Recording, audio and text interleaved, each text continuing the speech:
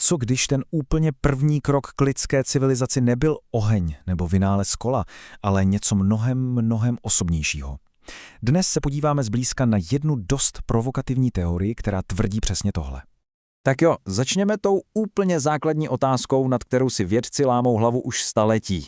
Jak je možné, že naši nejbližší příbuzní lidopy jsou v podstatě pořád stejný, zatímco my jsme postavili města, skládáme symfonie a létáme do vesmíru?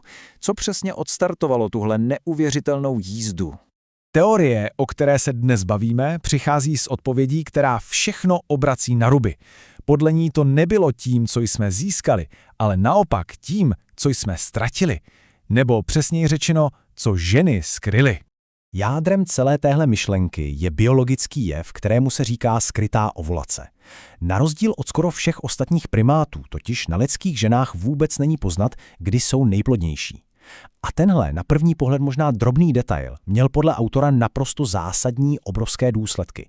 A v tom je ten obrovský rozdíl. U lidoupů je to jednoduché. Samec vidí, kdy je samice plodná, spáří se a jde si po svých. Starost o potomka je čistě na ní. Jenže u prvních lidí tam to bylo úplně jinak. Muž nikdy s jistotou nevěděl, kdy je ten správný čas. Aby si tedy podle téhle teorie zajistil, že potomek je opravdu jeho, musel zůstat. Musel ženu chránit, starat se o ní a nosit jí jídlo. A přesně tohle je ten klíčový moment. To neustálé starání se o ženu a budoucího potomka vedlo k tomu, že vznikl domov, dělba práce a zažehly se první jiskričky společnosti. A to všechno jen kvůli jedné skryté biologické drobnosti. Jenže tenhle první krok se podle autora nerozjel jen jedním směrem. Naopak, vytvořil hned dvě úplně jiné cesty. Dvě odlišné verze lidských společností, které ovlivnily naprosto všechno. Od pravidel dědictví až po naše chápání morálky. Pojďme se teď podívat na logiku toho prvního modelu. Zkuste se zamyslet nad touhle otázkou, kterou pokládá autor. Odpověď se zdá být na první pohled jasná, ale její důsledky pro celou společnost jsou obrovské. V matriarchální společnosti je ta odpověď naprosto jasná. Jistotu máte jen u vnoučete od dcery. Autor to popisuje na základě svých zážitků z Kambodže, kde tenhle systém dodnes funguje. Všechno, dědictví, jméno, zodpovědnost za děti se točí kolem ženy a její rodiny. Muž je v tomhle uspořádání vlastně tak trochu na druhé koleji. A výsledek? Podle autora je to společnost, která je v zásadě klidnější, šťastnější a sexuálně mnohem svobodnější. Protože jistota otcovství nehraje hlavní roli v dědictví, není ani důvod nějak přísně kontrolovat sexualitu žen. Autor k tomu ale dodává, že to sebou nese i morální kodexy, které jsou dost jiné než ty, na které jsme zvyklí z patriarchátu. A teď se pojďme podívat na ten druhý model. Ten, který je nám, řekněme, v západním světě o dost bližší. Patriarchát, který je podle autora postaven na úplně jiném principu. Autor tomu říká patriarchální dohoda. Co to je?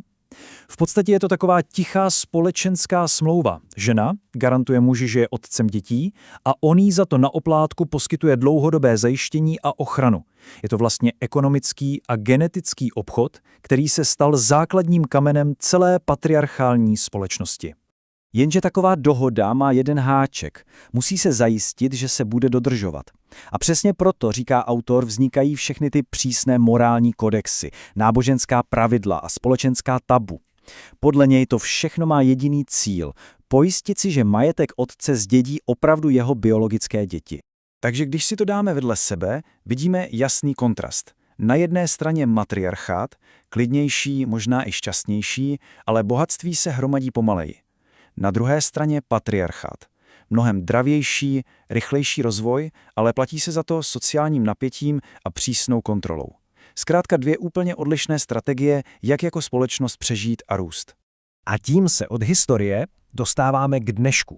Protože autor tvrdí, že přesně tahle patriarchální dohoda, která dominovala po tisíce let, se nám teď rozpadá přímo před očima.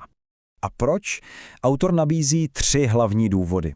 Za prvé, manželství historicky nebylo o lásce, ale hlavně o majetku a dědictví. Za druhé, lidská přirozenost, hlavně naše touha po různých partnerech, jde prostě proti myšlence doživotní monogamie. A konečně za třetí, v dnešní době, kdy se všechno mění, ekonomika i role ve společnosti, tahle stará dohoda už prostě nedává smysl.